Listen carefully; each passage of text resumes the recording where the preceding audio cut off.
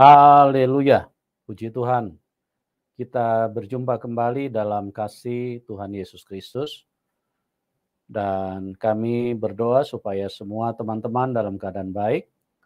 Karena memang kita memiliki Tuhan yang baik. Dan Dia mengasihi setiap manusia.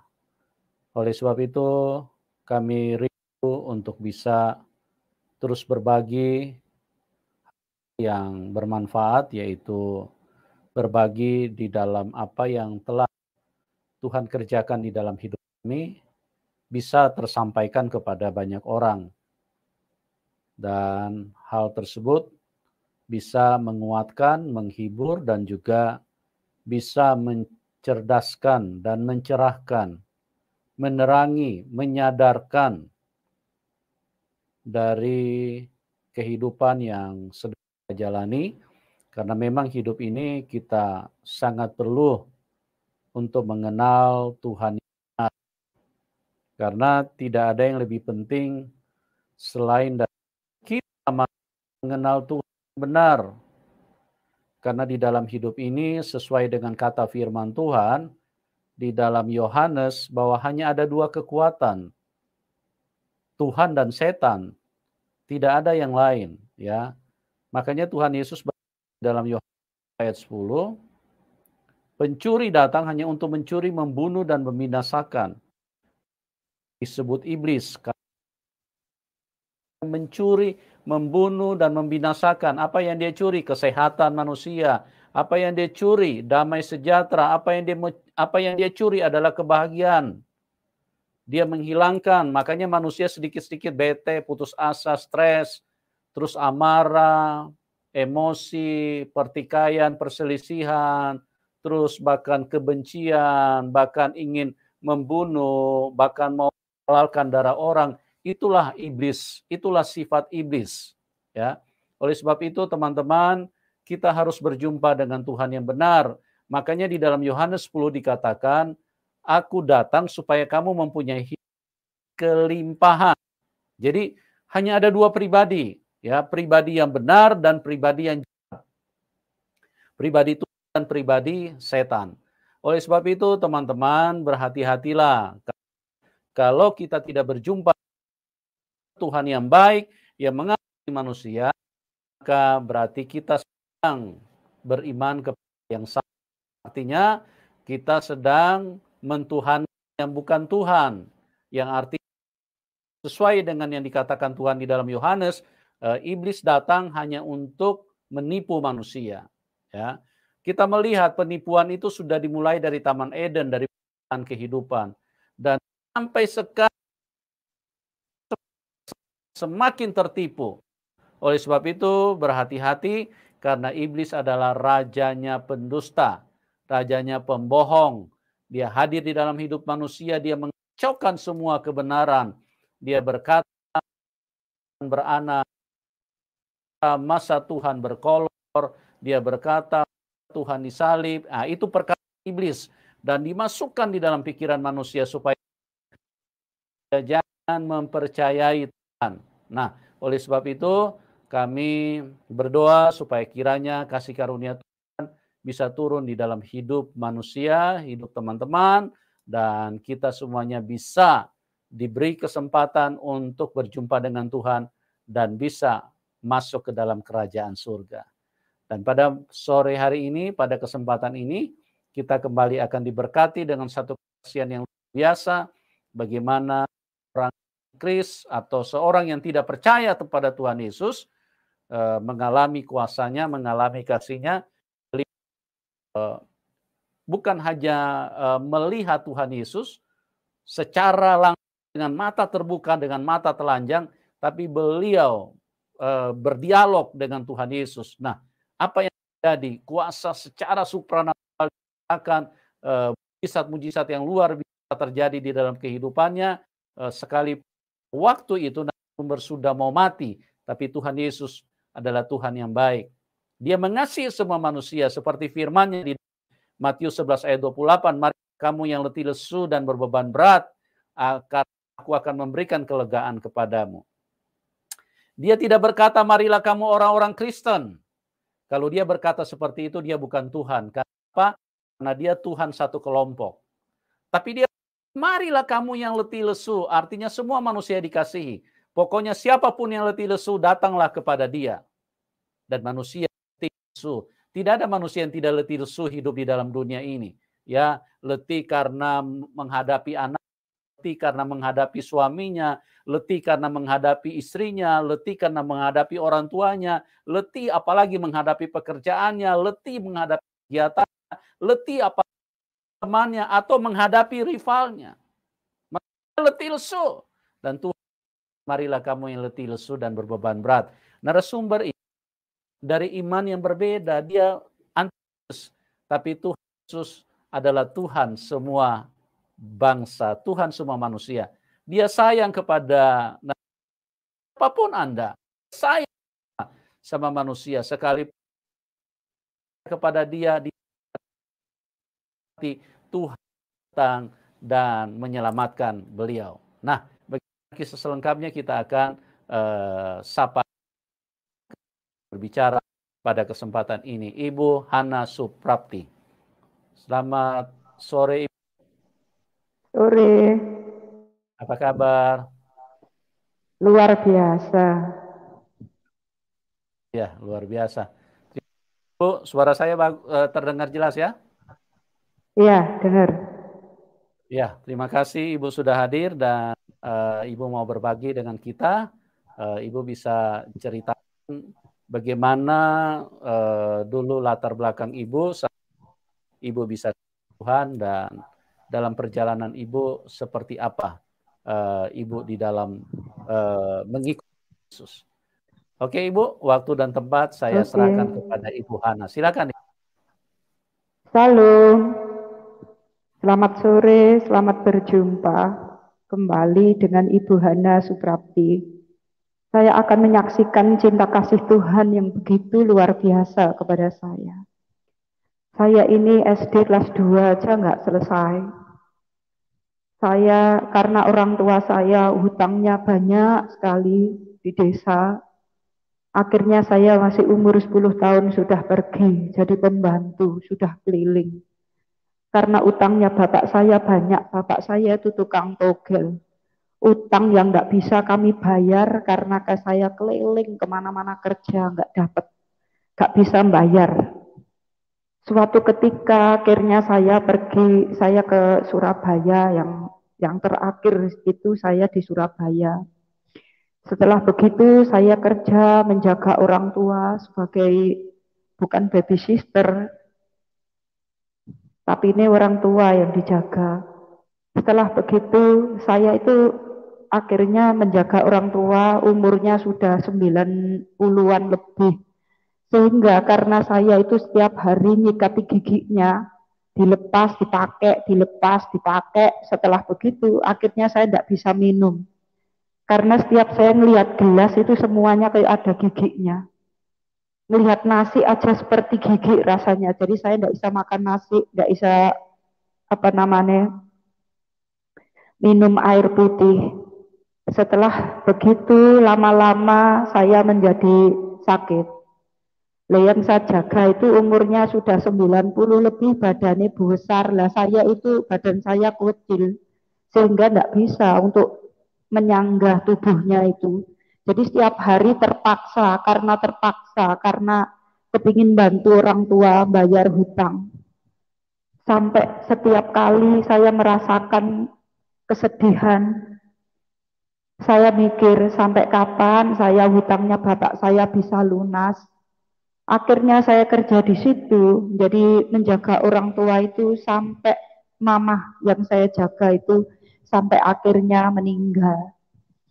Setelah yang saya jaga sebelum meninggal, itu saya sudah hampir 7 bulanan lebih itu, saya tidak makan nasi, tidak minum air putih, karena melihat gigi terus ada di dalam gelas itu tadi. Setiap makanan nasi putih yang saya lihat itu gelas, jadi setiap hari saya minumnya teh, nggak pernah minum air putih. Lama-kelamaan akhirnya saya sakit karena nggak bisa kencing, nggak bisa buang air besar, akhirnya perut saya menjadi besar seperti 9 bulan.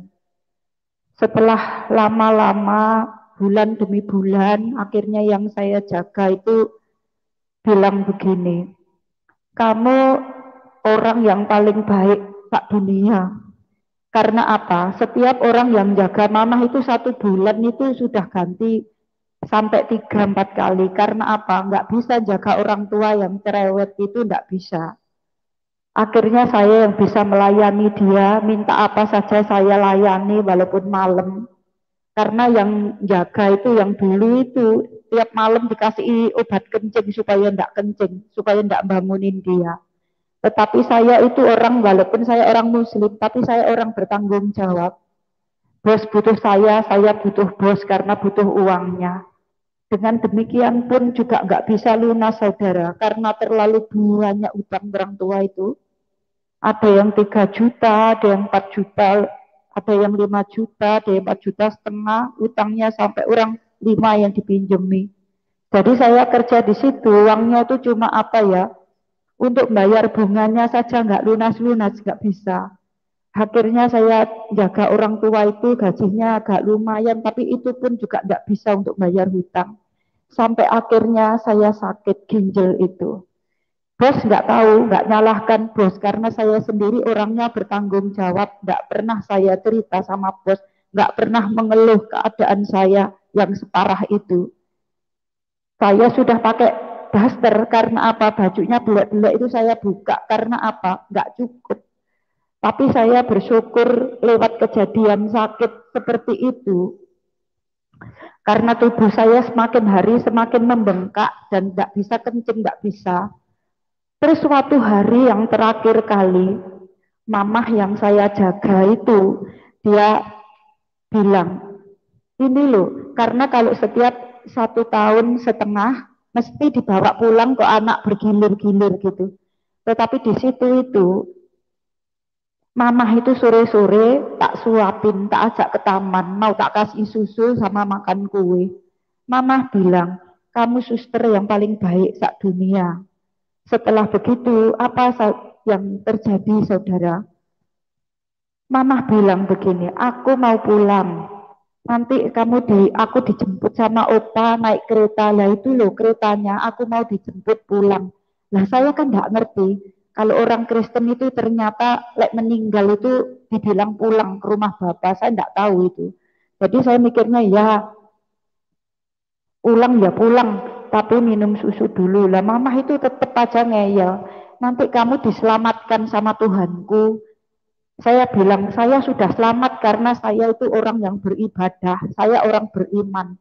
Ya sudah, minum susu dulu gitu. Setelah begitu, saya kasih minum sama susu itu roti dulu, terus minum langsung blek gitu. Meninggal di dada saya. Karena perut saya sudah besar sekali, sudah parah itu saya sakit.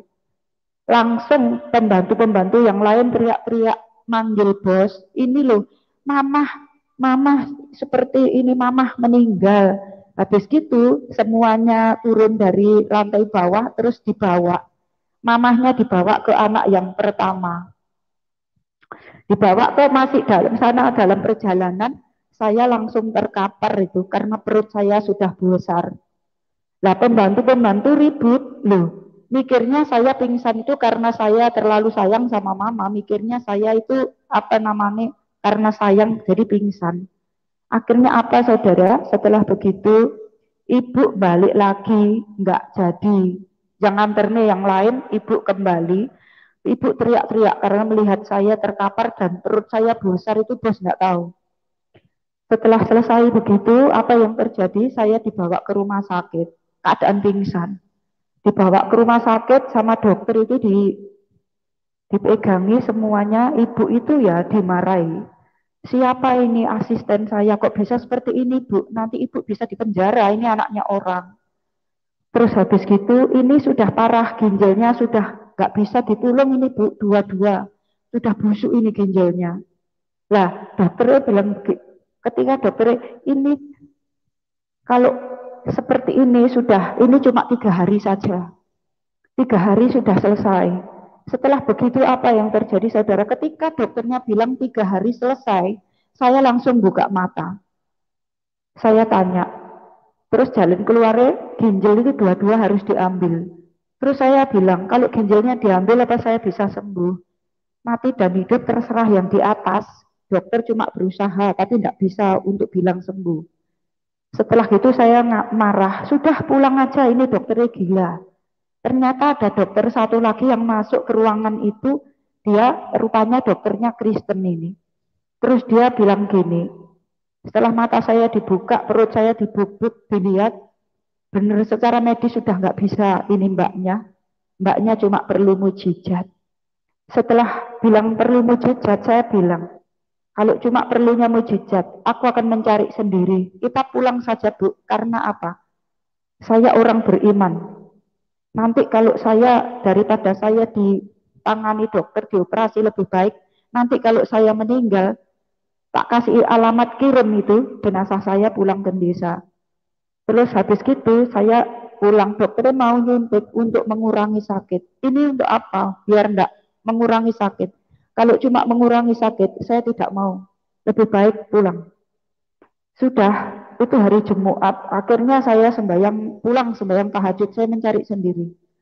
Sembahyang tahajud hari Jumat tidak terjadi apa-apa. Terus hari Sabtu, itu sudah, dokter sudah prediksi tinggal kurang 2 hari kalau hari Sabtu itu. Akhirnya saya sembahyang tahajud, betul-betul sudah teriak-teriak itu sembahyang tahajud dengan sekuat tenaga. Akhirnya saya sembahyang tahajud, saya tidak bisa sujud, saudara, bisa rukuk karena perutnya sudah gede sekali. Setelah begitu betapa kaget waktu saya wiritan, la ilaha illallah. Setelah itu apa yang terjadi? Ada salib besar di tembok itu.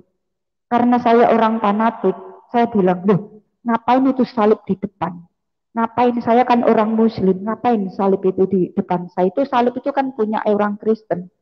Setelah begitu apa yang terjadi? Salib itu turun menjadi manusia. Tinggi, besar, ganteng, wajahnya bercahaya, terus memandang saya. Terus saya karena seperti itu, mata saya terbuka, melihat Yesus itu, akhirnya saya bilang, ngapain kamu? Siapa kamu? Akhirnya dia bilang, aku adalah Isa Al-Masih. Terus saya bilang, iya, Isa Al-Masih itu mujizat Al-Quran. Buktikan kalau engkau memang Isa Al-Masih. Kalau engkau memang Isa Al-Masih, malam hari ini engkau bisa menyembuhkan saya. Terus dia bilang begini, iya, aku datang memang mau menyembuhkan kamu. Tapi kalau sembuh apa yang akan kau buat untuk aku? Buktikan saja kalau engkau memang Isa Al-Masih, malam hari ini engkau menyembuhkan aku dan aku sembuh, aku baru percaya kalau engkau Nabi Isa. Dia berpaling, dia melihat saya lagi dan bilang begini, aku menyembuhkan kamu gratis. Saya bilang, buktikan kalau engkau memang Nabi Isa. Malam hari ini aku sembuh, maka aku pun akan memberikan hidupku untuk engkau gratis. Setelah selesai begitu, saudara, saya bilang, cepat buktikan kalau engkau memang Nabi Isa. Akhirnya dia maju ke depan, saya tidak bisa melihat, saudara. Saya tidak bisa melihat. Dan orang itu menjadi seperti sinar di atas kepala, di atas pelapon, seperti matahari di pelapon. Saya silau, tidak bisa melihat. Akhirnya mulut saya tetap bilang, cepat buktikan kalau engkau memang Nabi Isa. Akhirnya dia maju ke depan dan dia menyembuhkan saya. Dia menjamah saya tidak pakai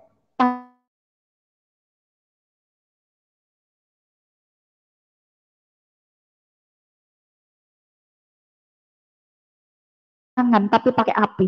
Ada saya tahu-tahu apa yang terjadi.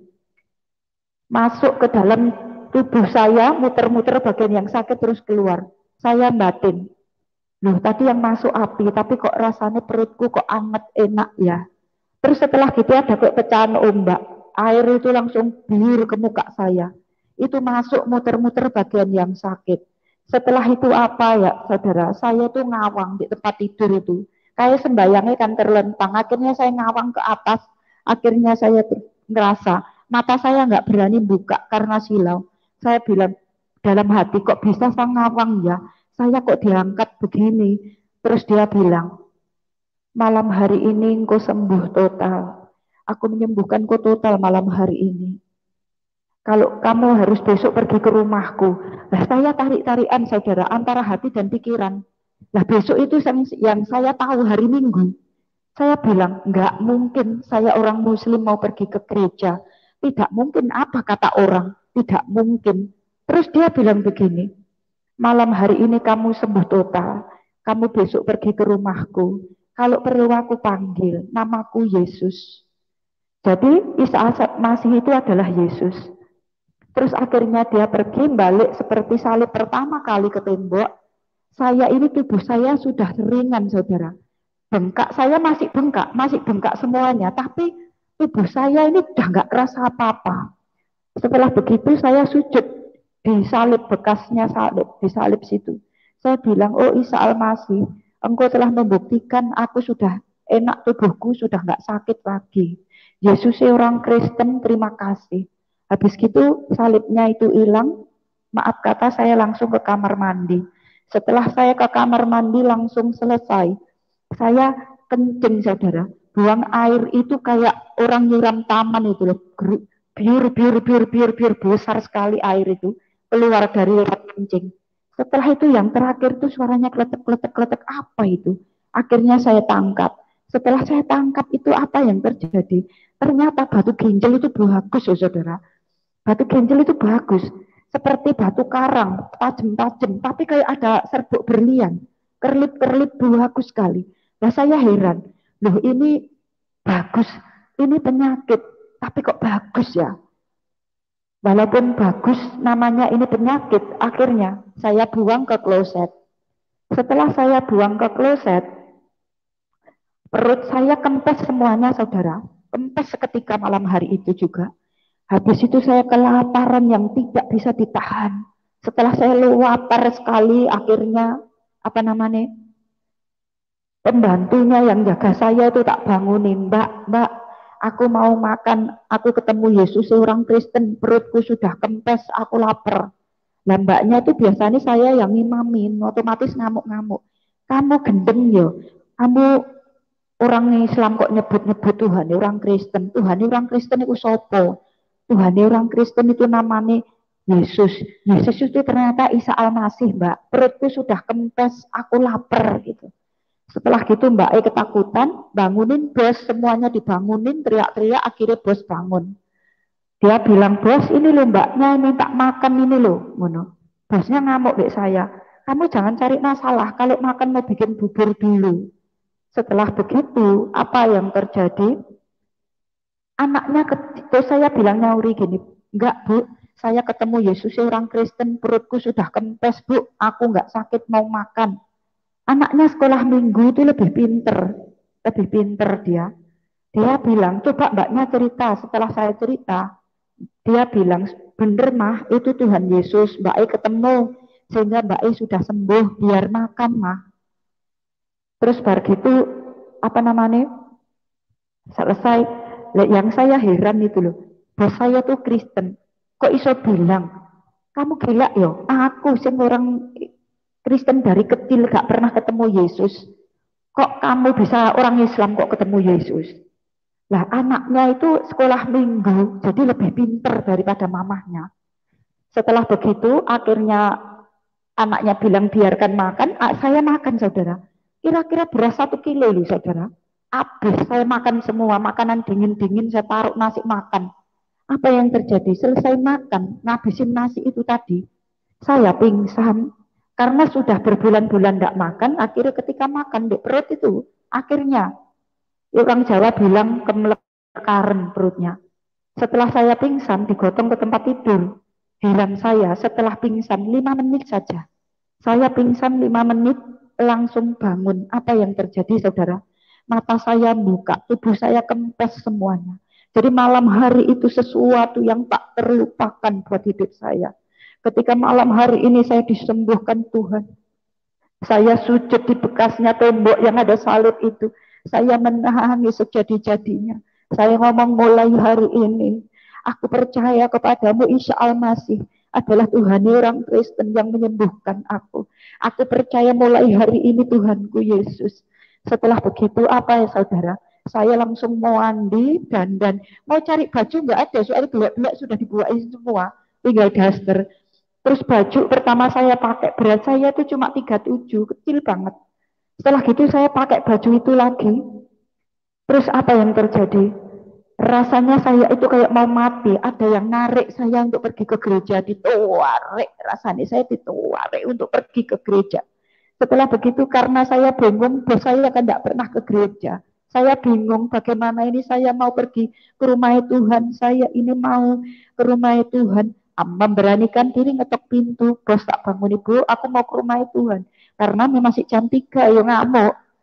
Bos gak pernah ke gereja. Ngamuk-ngamuk. Ya sudah, kamu siap-siap saja. Nanti biar tak antar nih.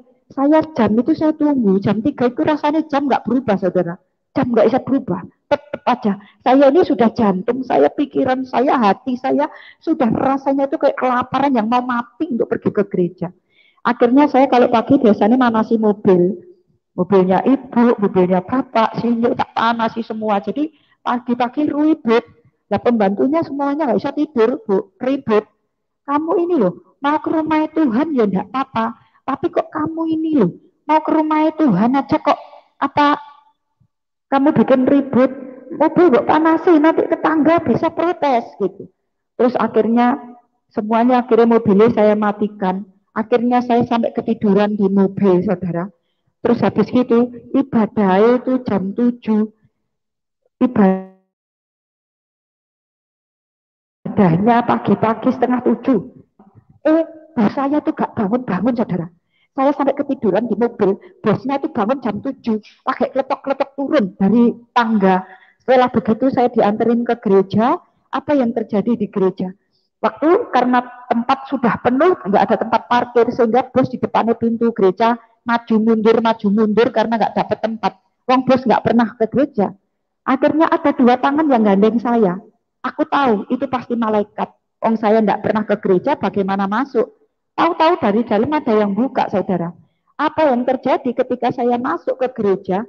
Bangkunya tinggal 1 di depan pendeta pas. Akhirnya pendeta ini, terus saya langsung lihat pendeta. Nah pendeta itu bukan pendeta yang saya lihat, tapi Tuhan Yesus sendiri.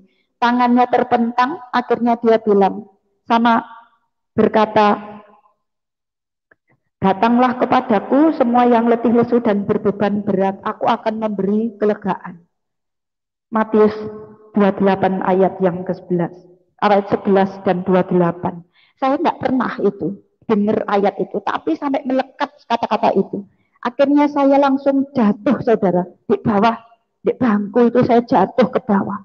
Karena saya melihat Yesus, saya bilang, mulai hari ini Tuhanku Yesus, Engkau telah membuktikan Engkau adalah Isa Al-Masih, Engkau Yesus, seorang Kristen. Membuktikan bahwa Engkau yang menyembuhkan aku. Mulai hari ini Tuhanku Yesus, aku akan menentang dunia. Mulai hari ini. Setelah begitu, apa yang terjadi, saudara? Saya bangun, pulang. Itu firman Tuhan yang terakhir itu. Akhirnya selesai, saya pulang, pendetanya nyalamin saya. Selamat ya. Terus saya terima kasih. Akhirnya saya pamit sama bos, Bu, saya sudah sembuh, saya akan pulang ke desa. Apa yang terjadi setelah saya pulang ke desa, saudara? Saya cerita sama bapak saya, karena waktu saya sakit gajian saya itu dikasihkan terus.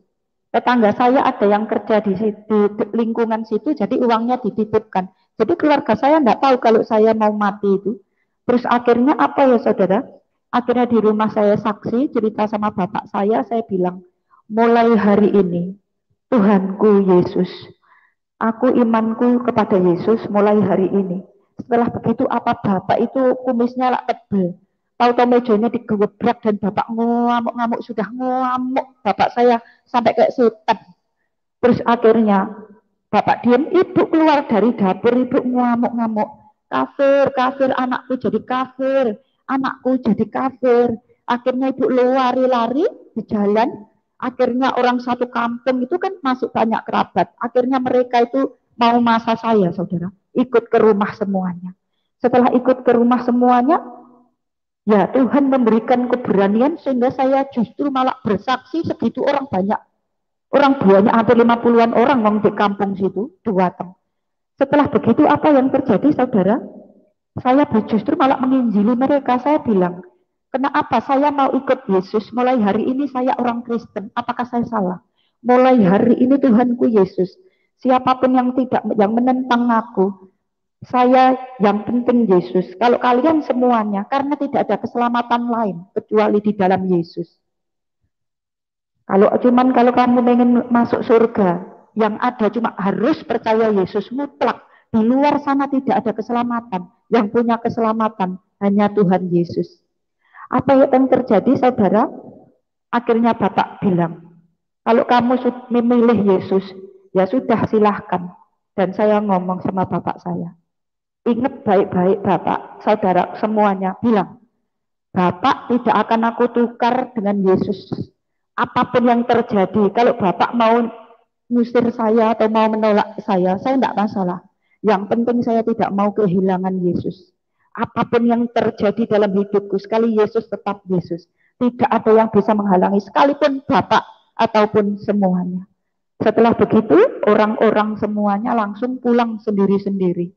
Pulang masing-masing semuanya. Ingat baik-baik ya, kalau mau masuk surga, harus percaya Yesus ya. Saya ngomong gitu.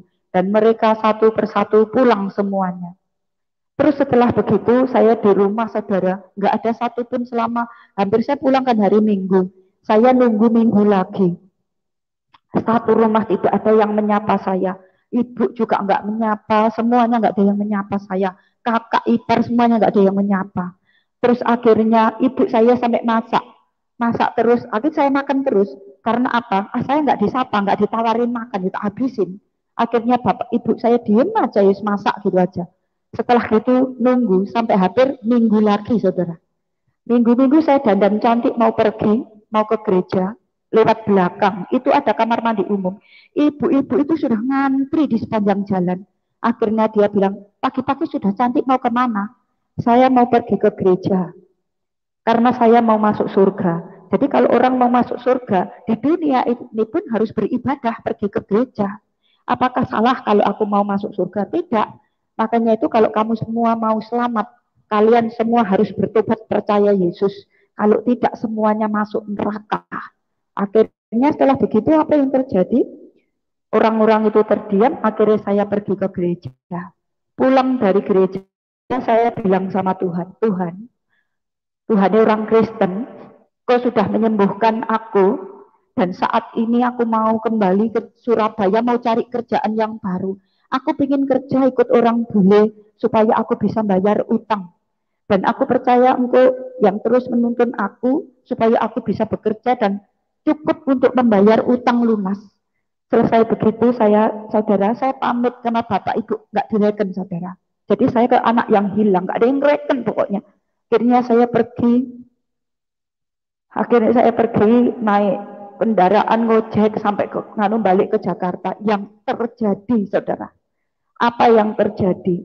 Saya itu ngomong, pergi rumah teman saya itu kerjanya ikut bule, pembantunya bule. Nah saya datang itu kok teman saya itu kok tahu. Kenapa kamu kesini Prapti? Nama saya kan Prapti. Kamu mau kerja ikut orang bule kan? Iya. Tapi orang bule itu orang Jerman, belum ngerti gak ngerti bahasa Indonesia. Bahasanya Inggris sama Indonesia. Aku nggak takut dengan bahasa, karena sekarang aku punya Yesus.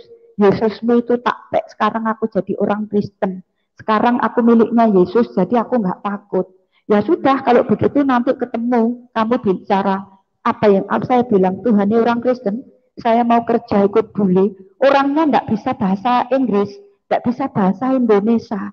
Tetapi Engkau yang menjamah mulutku, supaya aku bicara. Engkau yang berbicara, bukan aku, bukan saya. Akhirnya apa ya saudara? Saya ketemu bule itu langsung interview itu bahasa Inggris saudara. Saya bisa bahasa Inggris lancar ngomong interview. Bos tanya, mau gaji berapa? Saya bilang, saya itu bukan orang yang menentukan. Jadi bos bilang, saya mau bos yang menentukan. Kalau pekerjaan saya baik, tinggal bos bayar berapa, silahkan. Jadi saya tidak mau, nanti pas saya menentukan gaji, saya tidak bisa kerja, saya tidak mau gitu. Akhirnya apa saudara? Kerja di tempatnya bos. Di tempatnya bos. Habis gitu selesai saudara, saya dibawa ke rumah bos itu, ternyata punya perusahaan kayak emas. Di rumahnya itu banyak emas batangan semuanya, berbagai emas perhiasan itu banyak. Jadi saya jadi tangan kanan bos. Setelah gitu saya gaji pertama saya bilang, gaji itu saudara, di lingkungan pembantu sebelah Cina waktu tahun 90-an, 91 kurang lebih segitulah. Ya itu gajian saya itu sudah 250.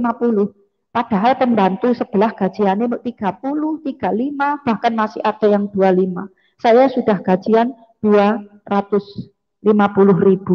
Nah tamunya itu banyak orang bule-bule saudara. Sehingga Tuhan pakai orang-orang bule. Jadi saya sempat cerita sama bos saya, kenapa saya kerja di sini. Saya itu bapak saya punya hutang banyak, sehingga saya kerja untuk bayar hutang. Apa yang terjadi saudara, bos-bos yang dari orang bule-bule itu semuanya dipakai Tuhan. Sehingga tipnya lebih banyak daripada gajiannya. Mereka karena saya itu dianggap orang yang paling baik, melayani dia. Saya tuh tidak bisa loh, saudara. Mungkin jadi koki, ya cuman saya ini saja mungkin 1001. Karena saya punya Yesus. Yesus yang menjadi guru bagi saya. Saya bilang terus bicara sama Yesus. Seolah-olah dia di samping saya, ajari saya masak ya. Saya itu kan orang bodoh, tidak ngerti apa-apa. Dan sementara alat-alat bumbu-bumbu semuanya bahasa Inggris loh saudara. Bagaimana saya bisa? Terus akhirnya seperti itu. Di situ saya dapat resep-resep banyak yang ngajarin Tuhan. Jadi saya bicara terus, bos sukanya apa ya tuh? Ya Tuhan, ini orang Kristen, ajari aku dong, aku kan nggak ngerti. Nanti bisa keracunan bahasa Inggris semua.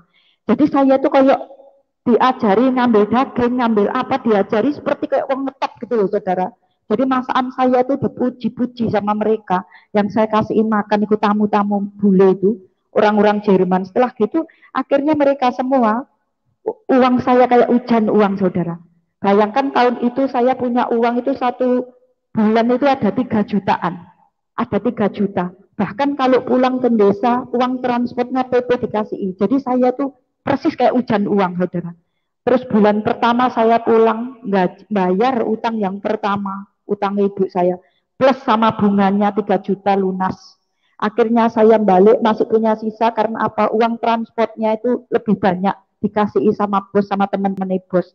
Setelah itu saya pulang ke Surabaya, bulan berikutnya lagi. Jadi utang yang saya pikir kerja bertahun-tahun sampai umur 10 tahun sampai tua nggak bisa lunas, saya kerja ikut bule itu 5 bulan lunas. Utangnya bapak saya 5 bulan lunas saudara. Setelah hutangnya lunas, saya genepkan kerja 1 tahun. Sehingga untuk setelah hutang-hutangnya lunas, utang yang pertama, kedua, semuanya lunas. Setelah begitu selesai, hutangnya sudah dilunaskan sama Tuhan. Saya bilang, setelah lunas hutang ini, saya akan keluar Tuhan. Karena saya nggak mau hidup saya dikuasai uang. Karena saya sudah berjanji sama Tuhan, kalau utangnya lunas, aku akan mengikut Yesus sepenuh hati. Habis gitu, saya pulang, hutangnya lunas. Sisa genepnya, utangnya 5 bulan, sisanya tak pakai benahi rumah di desa. Setelah selesai utangnya, rumahnya dibenahi, akhirnya saya kembali ke Surabaya. Setelah selesai, saya bilang sama Tuhan, Tuhan, aku tidak mau Tuhan nanti uang bisa menjatuhkan saya. Uang tidak ada artinya, aku lebih cinta Engkau daripada uang Tuhan. Aku mau mengikut Engkau sepenuh hati.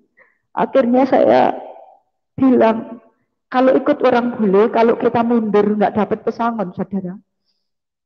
Terus akhirnya saya bilang, Tuhan ini orang Kristen, saya mau keluar, mau jual-jualan atau apa, aku mau ngikut Engkau, aku akan melakukan firman-Mu.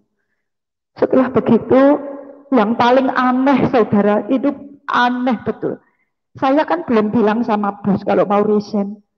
Saya begitu menghadap bos sama gajian, saya bilang, saya mau menjadi misionari, saya mau menjadi hamba Tuhan, dan saya akan resign dari sini. Bos bilang apa? Kamu orang yang paling baik, kamu orang yang paling jujur yang aku temui, orang yang paling baik. Karena itu nanti kalau kamu perlu pekerjaan lagi, kamu boleh mencari saya. Tidak, saya akan terus mengiring Yesus melakukan pekerjaannya. Setelah begitu apa yang terjadi, saudara? Bosku tahu-tahu sudah memberikan surat rekomendasi yang baik, pesangon, jadi kerja 1 tahun dikasih gaji 3 bulan. 3 bulan gaji persen sangonnya. Setelah gitu saya pulang, selesai, itu ada mujizat lagi, saudara. Adik saya yang itu, aku tahu itu malaikat Tuhan yang menyerupai adik saya. Ketika saya sudah bawa koper keluar, mau cari taksi, tahu-tahu adik saya sepupu itu datang. Mbak, kamu sekarang kan sudah Kristen. Terus habis gitu, kamu mau keluar cari kos toh? Ayo tak carikan kos-kosan. Sudah dapat kos-kosannya di Panjang Jiwo. Sudah dapat, sudah tak bayar 1 bulan. Nanti kamu tinggal nerusin. Kamu kan sudah Kristen, nanti kamu bisa ke gereja, ke Manyar. Setelah gitu apa yang terjadi, saudara? Saya naik taksi itu, turun dari taksi. Tempat kos-kosan itu jalan buntu, saudara, kecil. Jadi kalau taksi masuk, mundurnya itu atret itu jauh, saudara. Ketika dia turun, dia bilang, ini kos-kosannya, ini kuncinya sudah dibayar, itu tuan rumahnya, sebelahnya langgar, itu yang punya rumah. Saya naruh koper, saya mau mencari adik saya, sudah nggak ada, saudara. Taksinya sudah nggak ada. Kalau dipikir nalar itu tidak masuk akal, karena jalan kecil, atret itu lama. Itu sudah nggak ada. Setelah itu saya buka, masuk kamar, selesai masuk kamar, apa yang terjadi? Saya langsung keliling ke tempat-tempat tetangga lingkungan memperkenalkan diri ke tuan rumah saya yang kos di sini. Saya orang Kristen, saya dulu orang Muslim, saya disembuhkan Tuhan. Jadi sekarang ini saya menjadi orang Kristen. Saya langsung kayak berani begitu. Karena yang bisa membawa ke surga itu cuma Tuhan orang Kristen, yaitu Yesus Isa Al-Masih. Heran saya semua orang itu cuma manggut-manggut, nggak ada orang yang menentang saya. Jadi saya tambah semakin berani, saudara. Nah, setelah begitu, saya bersaksi yang terakhir, itu mamah-mamah Ambon. Saya cerita dan bersaksi cerita, lah mamah Ambon itu bilang, kamu sudah jadi Kristen, sakit disembuhkan, tapi apa kamu sudah dibaptis? Apa yang terjadi setelah saya dengar kata-kata baptis, rasanya ini saya kayak pingin langsung dan dibaptis malam itu. Setelah begitu, mama itu bilang, saya mau mah sekarang nggak bisa. Besok kamu dibaptis jam 9 di gereja Manyar. Kamu siap baju 1 setel ya. Iya mah, malam nggak bisa tidur, saudara. Baju saya itu saya pegang, itu saya buat tidur sampai lungsep. Saya itu rasanya kayak mau mati, bener-bener rasanya cepet. Dan hari itu cepet dan dibaptis kok lama sekali. Akhirnya saya waktu diinterview ke gereja itu, waktu ditanyai konseling-konseling, saya bilang, saya cerita, yang konseling bilang gini, sudah kamu nggak usah dikonseling, kamu sudah ketemu Tuhan, saya aja belum kok gitu. Akhirnya saya ngantri kebaptisan. Waktu giliran saya, apa yang terjadi, saudara? Saya tidak melihat manusia di dalam kolam itu. Yang saya melihat Tuhan Yesus. Pendetanya itu saya lihat Tuhan Yesus ada di kolam. Dan seperti di gereja tangannya mengatong begini, akhirnya saya turun kolam. Pendetanya itu saya peluk, saudara, saya peluk kencang karena saya tidak melihat pendeta, melihat Yesus. Setelah itu pendetanya berdoa dan saya dibaptis. Setelah saya keluar dari air, apa terjadi? Mata saya tertutup, saudara. Saya tidak berani buka mata. Kenapa saya nggak berani? Karena saya itu digendong seperti bayi dan saya berhadapan dengan dia. Nah kalau saya buka kan saya melihat kolam, melihat yang lain-lain. Jadi saya tidak mau seperti itu. Sampai mama baptis, buka matamu nak. Terus saya bilang nggak iso mah, nanti Yesusnya hilang. Terus akhirnya saya ganti baju sampai tutup mata, naik becak sampai kamar. Apa yang terjadi, saudara? Mama yang buka pintu kamar, saya masih masuk kamar tempat kos-kosan itu tadi, saya selok dari dalam. Setelah begitu saya itu tiduran, bukan tiduran. Habis itu ada tangan yang mengangkat saya, diangkat ke atas. Saya kaget, saudara, saya di atas. Loh, saya kok di atas? Loh, saya kok tidur? Saya di bawah. Saya bisa melihat diri saya sedang tiduran. Loh, saya kok tidur, tapi saya kok di atas. Habis gitu, pertama-tama saya dibawa ke neraka, saudara. Jalan yang lebar itu tadi, tahu-tahu masuk lorong paling bawah, saudara. Baunya itu belirang, bau belirang, yang baunya itu setengah mati, saudara. Terus akhirnya saya dikelihatan orang wanita, itu tidak kelihatan wanita, seperti karet dibakar, saudara. Ulatnya itu berulat sampai dari mulut, sampai ke mata, sampai kepala, sampai kaki, itu seperti manusia ulat. Sembari tolong, tolong, tolong. Saya bilang, Tuhan, Tuhan orang Kristen, saya tuh sakit disembuhkan kok sembuh dibawa ke sini. Mau apa? Habis gitu, setelah begitu, lihat tujuanmu apa supaya aku ke sini? Itu loh tolongan, dia bilang. Orang itu dulu sudah aku kirim hambaku, tetapi orang itu menolak. Akhirnya orang itu sekarang tempatnya di sini. Terus mau apa? Supaya kamu bisa bersaksi kepada saudaramu seiman, supaya mereka jangan sampai mereka iman yang percaya kepadaku dan sungguh-sungguh. Iman itu 100%, bukan kurang. Terus habis gitu saya ngomong, ya sudah, kalau begitu jadilah guru buat aku, supaya aku bisa mencegah banyak orang masuk ke sini. Terus habis gitu saya dibawa keluar, saudara, keluar dari neraka. Saya dibawa itu lama sekali, saudara, lewat ke padang gurun salju, salju lama sekali. Habis gitu selesai di jalan kecil, jalan kecil, jadi ke surga itu jalannya kecil, telapak kaki nggak bisa masuk. Akhirnya saya ditaruh, turun, masuk. Saya ngomong nggak bisa masuk, Tuhan. Ini loh badanku nggak bisa masuk. Akhirnya kepala saya didelepkan. Akhirnya saya masuk dan dia bilang begini, kalau orang Kristen, orang percaya aku, hidupnya harus dipimpin roh supaya dia bisa masuk. Kalau roh itu kan seperti angin, jadi kayak tertiup. Gitu gitu kita masuk, saudara. Setelah begitu masuk, apa yang terjadi, saudara? Yang saya lihat, kalau masuk ke surga jangwalannya yang bikin terjal, air seger, enak, bersih, taman-taman yang indah. Setelah gitu saya kayak orang masuk ke bank, pintu itu terbuka sendiri, tapi itu berupa kayak kabut. Setelah dibuka pintunya seret gitu, saya apa yang keranda saya lepas, saudara. Pintu gerbang itu mutiara bagus-bagus, mutiara yang indah-indah, besar-besar bagus. Lantainya tangga-tangga itu emas, saudara. Nah saya waktu itu sandal jabut saya lepas. Tuhan bilang pakai anakku. Terus saya bilang memang Tuhan tidak apa-apa pakai. Setelah saya masuk pintu gerbang terbuka, aku masuk, saya nyari kabel, saudara. Karena di surga itu nggak ada kabel, tapi terang. Terang itu ternyata emas itu mantul ke atas. Terus tembok-temboknya itu bagus, berlian, permata berbagai-bagai itu ada, saudara, di sana. Makanya orang kalau punya berlian jangan sombong, di sana cuma ditempel-tempelin.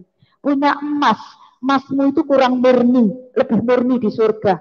Makanya itu mantulnya itu terang. Begitu terang tapi tidak panas, saudara. Enak sekali. Di hati itu rasanya enak sekali. Saya ngomong gini, Tuhan, aku tidak mau turun di dunia itu sengsara. Tuhan bilang, saya ditukan ada kitab gitu. Kalau kamu taat dengan firmanku, melakukan kehendakku, tempat ini memang disediakan bagimu, anakku. Tapi kalau engkau tidak taat, itu tadilah bagianmu. Setelah begitu, saya bilang, ya sudah, mulai hari ini, aku akan menjadi pendoa syafaat bagi bangsa-bangsa, menjadi pendoa bagi Indonesia. Dan setiap orang yang ketemu saya, baik jahat maupun baik, orang itu akan diselamatkan. Pakai aku dan jadilah guru, supaya aku bisa melayani engkau dengan sepenuh hati. Setelah selesai gitu, saudara, saya dibawa pulang. Saya mungkin kalau orang ada yang ngetok saya bisa dikubur, saudara, karena saya 24 jam. Tapi yang paling lama itu di neraka itu keliling sampai, yang di surga cuma sebentar. Makanya sampai 24 jam. Pas kembalinya persis pas saya tiduran itu. Jadi besok jam 10 sampai jam 10 lagi. Setelah gitu saya bangun, aku mulai menata, mulai serius sama Tuhan. Nah setelah saya bertobat, apa orang kalau sudah diselamatkan, sudah bertobat, cuman begitu saja untuk diri kita sendiri? Tidak, saudara. Kalau kita sudah dipanggil, kita diselamatkan, Kita diselamatkan untuk menyelamatkan orang lain. Kita diberkati untuk memberkati orang lain. Kita dipulihkan untuk memulihkan orang lain. Kenapa saya sampai kuat sampai hari ini? Karena Yesus nomor satu buat saya. Motivasinya jangan sampai keliru. Cinta Yesus, iman yang radikal, iman yang bulat. Kalau orang yang punya iman yang bulat, saudara, mengalami keadaan apapun tidak mungkin untuk menukarkan Tuhan. Apalagi cuma karena uang. Pelayanan saya, suka duka saya masuk ke daerah lingkungan-lingkungan orang di luar Tuhan. Itu tantangannya besar, saudara. Tantangannya besar sekali, karena yang saya layani banyak kena santet, orang-orang kayak gitu. Nah, saya itu gurunya Tuhan, saudara. Saya tidak punya guru yang secara manusia, tidak punya saya. Jadi kalau saya melayani orang, saya mesti lapor Tuhan, saya mesti ngapain? Saya harus bagaimana? Jadi Tuhan terus menuntun saya, saudara. Jadi hidup saya, pelayanan saya sampai keliling ke Banyuwangi, ke Jawa Timur, naik sepeda motor, saudara. Dan pelayanan saya itu jarang dapat uang, saudara. Karena yang dilayani orang miskin.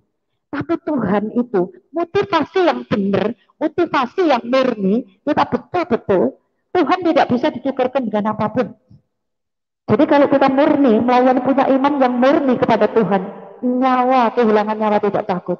Ketika saya pelayanan banyak loh, saudara, dipikir jadi hamba Tuhan itu gampang. Tidak gampang, tetapi karena kita melayani karena mengasihi Yesus, melayani karena cinta Yesus. Kalau kita melakukan seperti Yesus yang bertanggung jawab, saudara. Pernah waktu itu saya naik sepeda motor baru berkat, dapat berkat baru-baru. Saya itu sudah pergi, berani pergi, saudara, untuk melayani yang dilayani orang Madura lagi. Terus dia lagi kena santet, saudara, daerah terpencil. Apa yang terjadi, saudara, di sana? Malamnya saya sudah mimpi ada ular di jalan. Malam itu saya nggak nanggepi ular, tapi saya mau pergi. Tapi Tuhan mengizinkan semua tetap terjadi. Apa yang terjadi? Di jalan itu, saudara, waktu mau berangkat itu Tuhan sudah mengingatkan. Jadi sempat berdebat sama Tuhan. Ya Tuhan bilang, pakai jaket yang tebal, pakai celana jeans yang tebal, pakai sepatu sandal orang yang pertama kali itu sengkuat pakai sandal ini, pakai helmnya yang betul. Jadi saya berdebat, enggak Tuhan, enak pakai legging gitu loh Tuhan, kalau pergi jauh-jauh itu enteng jadi enak. Tuhan itu bilang pakai celana yang tebal, pakai jaket yang tebal, sampai kenceng itu dibentak 3 kali. Pakai jaket yang tebal, akhirnya saya, ya sudahlah daripada berantem sama Tuhan, akhirnya saya berangkat. Akhirnya apa yang terjadi? Di perempatan jalan pas lampu merah berhenti. Ada orang mabuk nyasar, saudara. Pakai mobil besar. Nah, setirnya itu ngantel ke setir saya. Nah, pas ngantel gitu dia bablas, red. Apa yang terjadi? Lampunya merah, hijau. Jadi hijau, saudara. Saya terlontar, ada kira-kira 3 meter, hampir 4 meteran. Apa yang terjadi? Bayangkan kalau jalan lampu hijau langsung cret, gitu apa yang terjadi? Kan semua betul. Jadi saya di bawah mobil, saudara. Motor saya di bawah mobil. Terus saya bawa anak rohani saya, orang anak Madura juga, itu tak bawa, itu saya gonceng. Nah kita itu di bawah mobil itu enggak, saudara. Anak rohaniku sama saya ngomong, terkapar itu, bilang, ini mujizat, hari ini ada mujizat. Hari ini ada hari mujizat, ini hari mujizat, Mbak. Ya, gak ditulis sama orang, karena kita dipikir gurauan, gitu, saudara. Lengan saya ini sudah patah, saudara, lepas. Dari sendi-sendinya itu lepas, saudara. Tetapi karena itu diizinkan Tuhan, saya langsung bangun sendiri, orang narik sepeda motor saya langsung bangun karena ini sudah lepas. Jadi sendi-sendi saya ini karena lepas, saya tarik itu nggak bisa, saudara, nggak bisa, saudara, karena tak balik itu nggak bisa, karena apa, sudah lepas sendi-sendi itu. Setelah begitu saya tarik dalam nama Yesus, tulang-tulangku tidak ada yang patah. Kemalangan orang benar banyak, tetapi tidak akan mematahkan tulangku. Hanya tulang-tulang orang fasik yang akan patah, tulangku utuh. Setelah saya tarik kembali, tak itu kembali, saudara. Tapi yang habis lepas dari sendi-sendi, otomatis, saudara, otomatis tangan ini nggak usah bergerak, saudara, bengkak langsung, jaketnya penuh bengkak. Nah, untungnya saya nurut Tuhan pakai jaket tebal, jin tebal. Seandainya tidak, mungkin habis ini siku saya bisa habis, terus kaki saya, lutut saya bisa habis. Terus jadinya jaketnya tinggal kayak benang-benang begitu. Dengkulnya ini, lututnya juga kayak benang-benang. Seandainya saya tidak nurut Tuhan, mungkin kaki saya harus habis sama ininya. Karena itu saya bersyukur. Ini setirnya itu sudah miring, saudara, miring setirnya. Ngejaknya belok kanan terus. Nah, saya ambil anak buah saya bilang, bagaimana ini, let's go, gitu. Akhirnya terus pergi ke Pasuruan, bayangkan kita melintas bawahnya truk, bus-bus kayak gitu yang jalan raya, saudara. Terus dari situ kita akan, saya bilang, malaikat Tuhan, engkau yang membawa saya, engkau yang menggendong saya ke tempat tujuan dengan selamat. Roh kecelakaan maut aku patahkan dalam nama Yesus. Jadi saya naik motor sudah miring itu keadaan, ini lutut sudah bengkak, ini bengkak, jadi tak pulang saudara, tak pulang, terus lanjut. Nah setelah dari tempat sama, terus motornya motor baru itu, motornya sudah miring, sudah becel semua, habis dari sana, celana jeans itu nggak bisa dibuka, jaket nggak bisa dibuka saudara, karena saking bengkaknya itu tadi.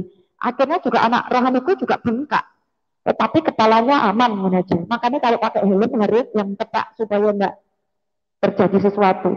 Akhirnya dari sana itu dua, tahu nggak saudara, ini tangan yang kanan itu kan yang megang setir sama gasnya, ini gak megang loh saudara, karena tak ini kalau saya taruh gini aja, jadi kan nggak usah gerak. Jadi itu fungsi malaikat Tuhan yang membawa sampai ke tempat tujuan. Akhirnya benar, kita di sana saling mendoakan, kita saling mendoakan sama anak rohani saya, terus melayani orang yang kena santet itu. Terjadi mujizat besar terjadi di sana. Akhirnya orang di situ, orangnya terlepas, lepas dari santet, orangnya yang promosi langsung teriak-teriak ke tetangga, ke semuanya bilang, saya sembuh, saya dilepaskan dari santet. Yang menyembuhkan saya dukun dari Surabaya, dukun Kristen dari Surabaya, gratis. Dukun Kristen dari Surabaya gratis, Pak Ira. Terus akhirnya di situ, saudara, akhirnya di situ malah saya dari pelayanan, keadaan sakit ini tadi saya pelayanan lewat sawah-sawah itu, saudara. Akhirnya lewat jalan-jalan yang nggak karu-karuan untuk desa pelosok. Akhirnya pergi pelayanan. Jadi di sanalah penuaian jiwa terjadi. Memang respon keselamatan itu adalah anugerah. Tugas kita cuma memberitakan Injil, bersaksi. Kalau orangnya mau bertobat atau tidak bukan urusan kita. Setelah begitu selesai, saudara, saya pulang ke Surabaya dengan selamat, dengan tubuh yang bengkak semua, sampai 2 hari nggak bisa dilepas jaketnya. Selamanya juga nggak bisa. Tetapi saya bersyukur sama Tuhan, saya ngomong, sekalipun nyawaku Tuhan, ini bukti aku cinta sama Engkau. Kalau kita punya iman yang radikal, kekurangan apalagi cuma karena uang, jangan sekali-kali menukarkan Tuhan. Kalau kita sudah menjadi hamba Tuhan, kita melayani Tuhan, Tuhan yang menjadi donatur, saudara. Saya keliling sampai kemana-mana, saya tidak pernah kok, saya pelayanan ke pelosok-pelosok itu modal Tuhan yang memodali. Orang-orang yang tidak kita kenal, siapapun yang bisa dipakai Tuhan untuk memberkati saya tidak pernah untuk bikin proposal. Pelayanan saya bermandiin orang gila, melayani orang gila, saudara. Di situ saya bersyukur banget. Dulu saya juga jijik kan. Bayangkan habis kerja ikut orang dulu semuanya serba fresh, tahu-tahu mandiin orang dulu saya, ngajarin cedok, ngajari pakaian, berbagai-bagai yang kami lakukan. Itu hilang loh jijik saya. Itu dibuktikan karena kita cinta Yesus. Kalau kita lakukan segala sesuatu untuk Tuhan Yesus, maka kita akan diberi kemampuan. Tidak ada alasan, jijiklah, aku jijiklah, tidak ada waktulah. Itu namanya imannya tidak murni. Kita harus memiliki iman yang murni.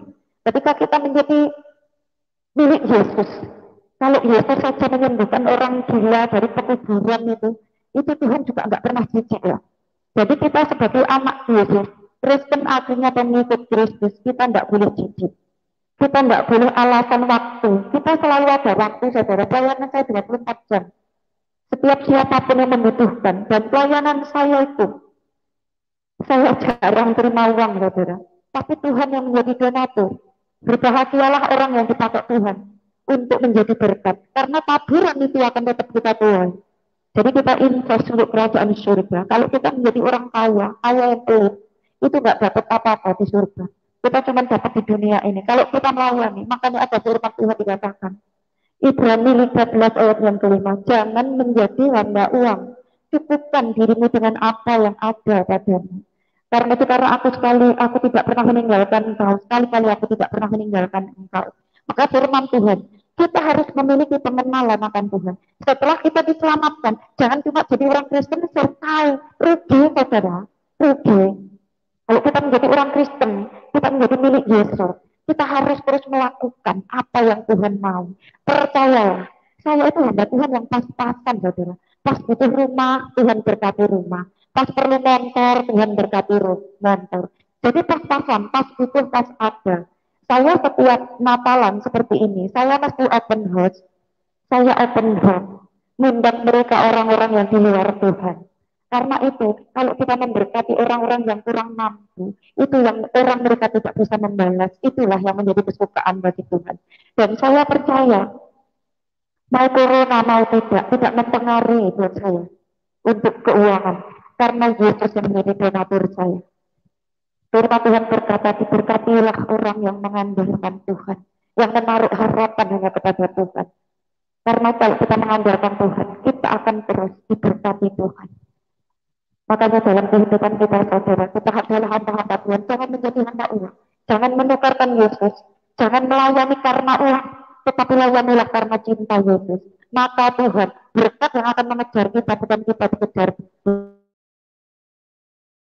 bukan kita mengejar berkat. Ayat yang banyak, saudara. Kalau kita benar-benar mengenali Tuhan, maka ayo cari pengenalan akan Tuhan, cari perkenalan sama Tuhan. Tuhan sudah mau datang, jangan memikirkan uang. Ketika kita hidup benar di hadapan Tuhan, kita betul-betul mengasihi Tuhan dan kita melakukan kehendaknya, maka hidup kita tidak pernah berkekurangan. Roma 10 ayat yang 10. Barang siapa yang percaya kepada Yesus tidak akan dipermalukan. Dan ini firman yang aku pegang Tuhan. Ini dalam kehidupan kita untuk terus sebagai hamba Tuhan. Carilah perkenalan sama Tuhan. Apa sih yang tidak diberikan? Nyawa saja diberikan. Biar itu menjadi pola pikir yang benar. Nyawanya diberikan, saudara. Kalau saya cerita dengan pelayanan saya, saudara, jadi pelayanan saya itu pelayanan yang betul-betul ke rumah sakit, ke berbagai tempat, ke tempat orang-orang. Karena kalau mencari partner, orang-orang yang sakit lepra, kayak gitu-gitu itu orang tidak berani megang, tidak berani apa. Kalau saya enggak, saya selalu siap apapun kok gitu, kenal atau enggak kenal, baik atau tidak baik, waktunya kita harus memberitakan itu. Jadi kesempatan, apalagi kalau yang sakit orang di luar Tuhan, gue mau gak berapa sakit di mana saja saya pergi ke sana. Karena apa? Itulah kesempatan untuk membawa mereka jiwa. Dan saya bersyukur kalau sampai hari ini kita bisa melayani Tuhan dalam pelayanan, hidup kita boleh terus kepada Tuhan. Tuhan Yesus sangat baik sekali. Biarlah kehidupan kita terus menjadi saluran berkat. Firman Tuhan, kita harus terus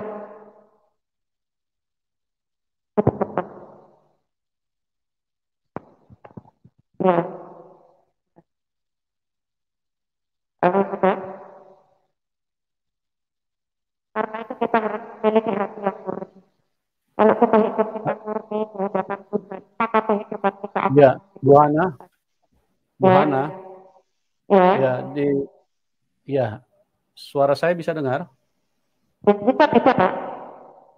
Oke, lanjut Bu. Ini tadi Ya. suara Ibu agak headset-nya dicabut dulu, baru dicolok lagi Bu. Bisa nggak? Oh, gitu. Dicabut dulu itu handsfree-nya. Yang Ya. dicolok di handphone itu cabut dulu, pasang lagi gitu.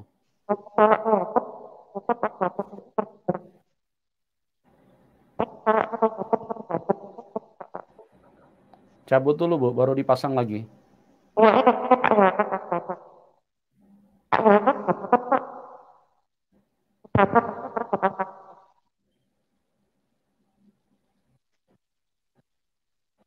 Halo, sudah di Halo?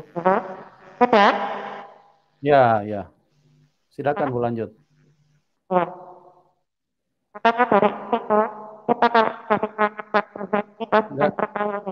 Halo, Bu, suaranya ini agak terganggu ya.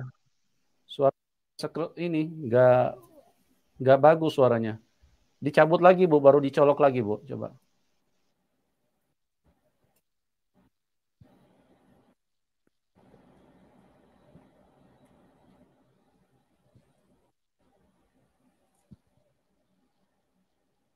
Ya sabar ya teman-teman ya, ini memang ada gangguan ini. Karena mungkin pengaruh dari sinyal ini.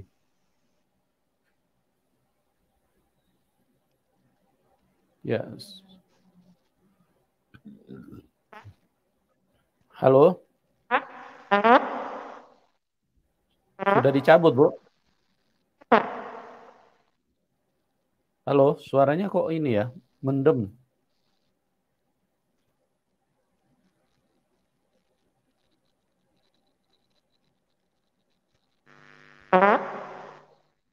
Halo?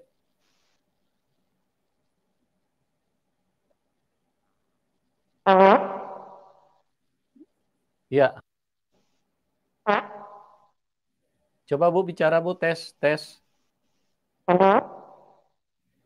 Ya, coba lanjut Bu. Ya, ya, ya, ya. Coba lanjut.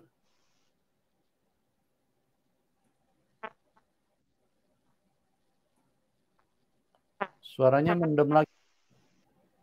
Apa?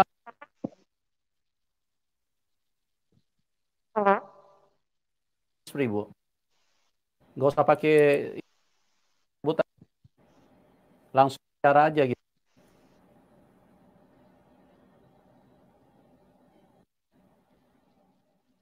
Nggak kedengaran suaranya Bu. Halo? Coba dicabut aja, nggak usah pakai free. Ya. Halo? Sebentar ya teman-temannya, kita lagi upayakan dulu ini. Hah? Ya, Ibu bisa dengar? Halo, sudah? Ya, ini baru bagus ya. Oke, lanjut Bu. Sudah? Oh ya, ya, iya. ya. Kalau kita sudah menjadi Kristen, kita sudah diselamatkan. Jangan cuman saudara, cuman jadi orang Kristen saja, rugi. Kita harus betul-betul mengiring Yesus itu sebenarnya 100%. Bertobat ya 100%. Kita punya iman itu ya 100%. Jangan sampai cuma sekedar jadi orang Kristen, setelah gitu sudah begitu saja.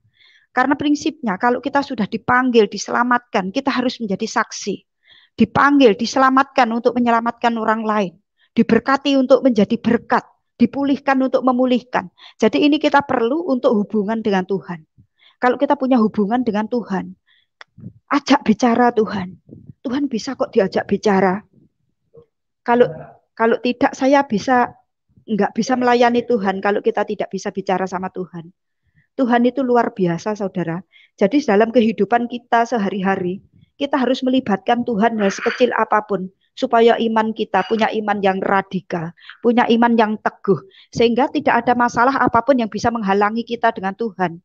Sehingga kita bisa terus hubungan dengan Tuhan, bisa Tuhan terus yang menjadi donatur buat kita. Jangan takut tentang uang, saudara. Kalau sudah terjun melayani Tuhan, jangan takut uang.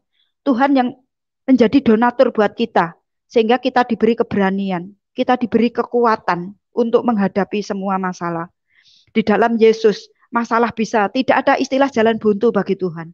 Ketika kita diperintahkan Tuhan, kalau kita tidak bisa untuk memberitakan Injil, berikan hamba-hamba Tuhan yang bisa menyampaikan Injil, sehingga uangmu akan kamu bawa. Apa yang kita tabur itu yang akan tuai. Invest kerajaan surga. Invest kerajaan surga. Orang kalau nggak pernah nabur, kita melayani Tuhan cuma kita untung aja dapat duit. Cuma yang penting kita melayani khotbah untuk duit. Nah kalau musim corona seperti ini nggak ada yang ngundang, bagaimana? Kalau buat saya nggak jadi pengaruh, saudara. Nggak ada pengaruhnya buat saya. Keuangan. Mau corona mau nggak, saya tetap jadi berkat. Saya tetap melayani Tuhan. Saya tetap berjalan terus. Karena apa? Kita memiliki Tuhan yang dahsyat dan hebat. Dia ada, carilah dahulu kerajaan Allah dan kebenarannya, maka semuanya akan ditambahkan. Nah kalau kita bangun aja males. Saya bangunku jam 3 sudah bangun, saudara. Duduk berdoa. Bahkan masalah sendiri itu lupa didoakan. Karena kita terlalu banyak yang didoakan. Nah kalau bukan kita siapa? Ini Indonesia seperti kayak gini loh, saudara. Kalau kita sendiri tidak benar-benar menjadi kenal Tuhan, kita tidak bisa berdoa. Karena hubungan dengan Tuhan menentukan pelayanan kita. Kepercayaan iman yang teguh sama Tuhan. Seperti Sadrak, Mesak, Abednego. Mau sekalipun ditolong atau tidak, aku akan tetap melayani Yesus. Aku akan tetap percaya Yesus. Itu iman yang radikal. Kalau kita imannya nggak radikal, cuman sekedar aku percaya, tapi nggak dapat apa-apa, saudara. Secara materi pun Tuhan akan memberikan. Lah saya Tuhan itu dasar, saudara. Wong saya nggak punya uang, saya sudah pergi ke Israel, saudara. Jadi saya itu pas-pasan, pas pengen ke Israel ya ke Israel. Walaupun tidak punya uang, banyak apa ya, tetap aja pergi ke Israel. Karena apa? Yesus segalanya buat saya. Yesus adalah harta buat saya. Yesus adalah Tuhanku. Yesus adalah bos buat saya. Yaitu yang memberi kita kekuatan. Dan sekalipun masalah apapun yang terjadi, sekali Yesus, tetap Yesus. Sekali melayani, tetap melayani. Jadikan Yesus adalah sumber kekuatan, sumber berkat. Sehingga kehidupan kita terus menjadi saluran berkat. Pada kesaksian ini menjadi kekuatan bagi setiap kita. Supaya kita terus hidup kita melayani Tuhan. Supaya suka duka melayani Tuhan di mana. Saya di bis dimanapun saya naik bis, saya bersaksi, saudara. Pernah kejadian, saudara. Itu ada KKR di bus. Ada orang punggungnya itu kayak ular, saudara. Lah, orang yang saya naik bis gitu, saya selalu bilang, orang yang di sebelah saya harus selamat. Nah, saya selalu diketemukan dengan orang-orang yang non-muslim. Akhirnya duduk di sebelah, saya makanya selalu bawa permen. Saya kasih permen, cerita-cerita. Akhirnya saya menginjili mereka. Lah, setelah orangnya keluar, saudara turun, dari bis turun duluan, apa yang terjadi? Setelah begitu, ada orang bapak-bapak dari jauh saya kelihat saya kok punggungnya kok kayak ular gitu. Akhirnya saya panggil. Bapak itu bilang apa? Seumur-umur saya gak pernah dipanggil cewek. Kok ini ada cewek manggil saya? Akhirnya duduk. Spontan, saudara. Saya langsung bilang, kenalkan diri saya. Padahal saya belum pendeta waktu itu. Saya perkenalan, saya pendeta. Dulu saya orang muslim, saya bersaksi, menyaksikan. Jadi orang harus percaya Yesus, Isa Al-Masih, supaya ben selamat. Bapak punggungnya kenapa? Enggak, wangis teriak-teriak orang itu. Teriak-teriak di bis. Bayangkan kalau naik bis, langsung bisnya berhenti, semua orang berdiri, itu penuh, saudara. Semua berdiri, saya ikut berdiri. Saya berdoa dalam nama Yesus. Segala roh-roh perdebatan, segala kuasa roh yang menghalangi, segala kuasa roh pengacau, pengganggu, semuanya tunduk dalam nama Yesus. Tunduk, aku tundukkan setiap jiwa di sini dalam nama Yesus. Apa yang terjadi? Orang-orang duduk, jadi nggak ada yang berkata apa-apa. Semuanya duduk, saya ikut duduk. Lah Bapak itu tak teruskan, tak injili, ternyata orang itu mantan orang Kristen, saudara. Sudah lama meninggalkan Tuhan, 15 tahun meninggalkan Tuhan. Mau pergi ke Blitar itu cari nomor, saudara. Cari togel, saudara. Diketemukan. Terus habis itu tak bilangi, saya orang Kristen meninggalkan Tuhan. Kalau begitu, jangan menangis. Bertobat, Pak. Jangan cuma menangis. Tambah sekarang kalau kamu mau menangis, menangislah. Dalam pertobatan. Nangis. Golong-golong, saudara. Teriak-teriak di bis itu. Golong-golong. Jadi tontonan di bis itu. Terus akhirnya saya doakan dia. Saya tak layani supaya bertobat. Kamu harus bertobat. Jadi kembali kepada Tuhan. Kamu rugi kalau cuma seperti itu. Wong saya yang muslim aja saya bertobat jadi Kristen pengen masuk surga kok orang orang Kristen kok ninggalin Tuhan. Kembali. Jadi saya langsung ke seperti itu. Jadi orang kan budek, semakin lama semakin banter. Jadi orang satu bis denger Yesus adalah Tuhan juru selamat. Yang nggak percaya Yesus mati masuk neraka. Jadi saya di bis itu teriak-teriak begitu, saudara. Nah di situ pengalaman-pengalaman banyak sekali, saudara. Tetapi di situ gak kurang, mau naik bemo, naik becak, naik apa semuanya saya selalu bersaksi. Karena itulah tugas kita untuk bersaksi. Makanya jadi orang Kristen yang radikal. Kalau kita radikal masalah keuangan, masalah-masalah apapun, tidak mungkin kita meninggalkan Tuhan. Makanya ada belajar, mengenal dengan benar. Banyak bergaul dengan Tuhan. Sukailah hadirat Tuhan. Banyak duduk di kaki Tuhan. Kalau punya masalah, jangan lapor sama manusia. Terkutuk orang yang mengandalkan manusia. Karena itu kita jangan jadi orang yang terkutuk. Kalau ada masalah, duduk di kaki Tuhan. Kita punya Tuhan yang dahsyat, punya Bapak yang baik. Biarlah kesaksian ini menjadi berkat bagi setiap kita. Ayo, anak-anak Tuhan, hamba-hamba Tuhan yang mendengarkan ini, memilikilah iman radikal, supaya apapun yang terjadi dalam kehidupan kita tidak akan pernah menukarkan Tuhan, apalagi menukarkannya dengan uang, dengan jodoh. Tetapi kita terus bergantung kepada Tuhan. Biarlah kesaksian menjadi kekuatan, menjadi berkat bagi setiap kita yang mendengarkan. Terima kasih, tetap semangat di dalam nama Tuhan Yesus. Haleluya. Haleluya, luar biasa. Sangat biasa bagaimana Tuhan Yesus hadir di dalam kehidupan yang tadinya adalah seorang yang antikris, adalah yang tidak percaya kepada Tuhan Yesus. Dan perjalanan imannya, mana Tuhan Yesus menunjukkan neraka dan surga, itu dan cerita nanti, itu adalah satu pembuktian kepada manusia. Hai semua teman-teman yang ada di dalam link ini, dengarkan, jika Anda mendengarkan apa yang telah disaksikan pada kesempatan ini, saat ini adalah waktu setiap manusia untuk bertobat. Karena neraka dan kehidupan surga disediakan Tuhan buat semua manusia. Jangan salah memilih, jangan salah beriman, karena hanya Tuhan yang benar yang bisa membawa kita ke surga. Tuhan yang baik yang bisa membawa kita ke surga. Karena kalau Anda benar, Anda tidak mungkin bisa selamat. Anda tidak masuk surga. Ya, oleh sebab itu, sekali lagi saya katakan tadi bahwa di dalam dunia ini, di dalam hidup manusia hanya ada dua. Ya, ini sebentar, ini suara siapa ini? Kok Ya. Ya, sebentar ya, teman-teman, ada suara dubbing ini. Mungkin kecilin dulu. Tempatnya Ibu Hana ada putar YouTube, Bu? Enggak. Ya, dikecilin dulu, Bu. Ya. Jadi di dalam hidup ini hanya ada dua kuasa ya, teman-teman, ada dua. Yaitu di dalam hidup manusia hanya ada dua kekuatan hadir. Kekuatan Tuhan dan kekuatan setan. Setan membodohi. Setan menipu. Setan menyesatkan dan mematikan, membunuh. Tapi Tuhanlah yang menentukan. Oleh sebab itu jangan sampai kita memilih, karena tidak ada kekuatan yang lain. Kalau bukan yang benar yang hadir di dalam hidup manusia, berarti setan yang sedang merusak dan sedang membodohi dan sedang membawa manusia kepada kebinasaan. Oleh sebab itu pastikan bahwa kau menemukan Tuhan yang benar, menemukan juru selamat, dan seperti apa yang sudah disaksikan oleh Ibu Hana, itu adalah sesuatu kenyataan. Itu lebih real daripada tubuh manusia. Itu lebih nyata daripada benda-benda yang kita saksikan karena berbicara tentang kekekalan itu lebih nyata, ya. Manusia jadi tidak kelihatan karena Tuhan yang menciptakan kita. Oleh sebab itu perhatikan baik-baik, jangan sampai Anda salah beriman. Dan sekali lagi terima kasih buat Ibu Hana yang bersaksi pada kesempatan ini.